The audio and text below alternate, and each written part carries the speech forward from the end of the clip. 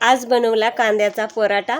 खायला खूप चांगला लागतो पण बनवायला तो अवघड वाटतो, तर तो अवघड वाटू नये म्हणून बघूया ही चला रेसिपी। इथे मी खिसणीवरती स्लाइसमध्ये अगदी पातळ कांदा खिसून घेतलेला आहे आणि कोथिंबीर घालायची थोडीशी, लाल तिखट घालायचं, मीठ आता घालायचं नाही, फक्त तिखट कोथिंबीर घालून मिक्स करायचं आणि साईडला मीठ घ्यायचं।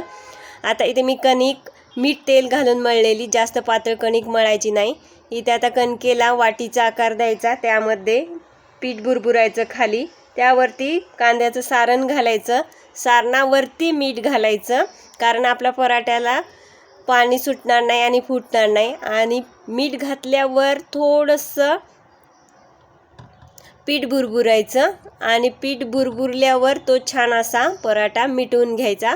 बघू शकता पीठ बुरबुरलेलं आहे ना, आता हा मी मिटवून घेत आहे। पोलार हाताने लाटायचा, जरा जाडसरच हे परोठे असतात कांद्याचे आणि कुठेही फुटत नाही, काय नाही बघू शकता, किंवा पाणी सुटत नाही, लगेच लाटायला घ्यायचा, थांबायचं नाही, नाहीतर ना पातळ होतं आणि कणिक ते लाटल्यात जात नाही, फुटल्या जातो पराठा। तर मी ते आता अशाच प्रकारे सर्व परोठे तूप लावून गोल्डन ब्राउन कलरवरती भाजून घेतलेले आहेत। चवीला एकच नंबर आणि अप्रतिम होता। तुम्ही एकदा नक्की करून बघा, तुम्हालाही आवडतील, तुमच्या मुलालाही आवडतील। आता उन्हाळ्याच्या सुट्ट्यामुळे मुलं घरात आहेत, असं वेगळं खायला त्यांना फार आवडतं, म्हणून मी आता हे काहीतरी वेगळं म्हणून करत असते। खूपच छान होतं।